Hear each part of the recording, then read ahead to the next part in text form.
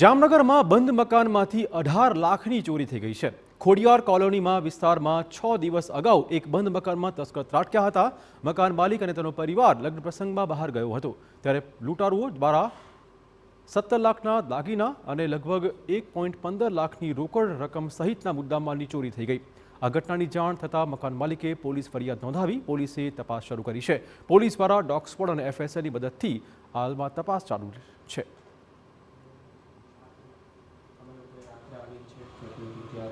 ઘરમાં બંધ મકાનમાં પ્રવેશ કરી અને ચોરી થયેલ છે તેની હકીકત ફરિયાદ મુજબનું જોતાં અલગ અલગ ઘરેણાં અને સોનાના બિસ્કીટ મળીને કુલ 18 થી 19 તોલા સોનું તેમજ રોકડા રૂપિયા 1,15,000 મળી ચોરી થયેલાની હકીકત પોલીસ સ્ટેશન ફરિયાદ માટે આવેલ છે અને ફરિયાદ દાખલ કરી હાલ જિલ્લાની LCB ટીમ અને અન્ય જિલ્લાની બ્રાન્ચો તેમજ લોકલ પોલીસ દ્વારા તપાસ ચાલી રહેલ છે।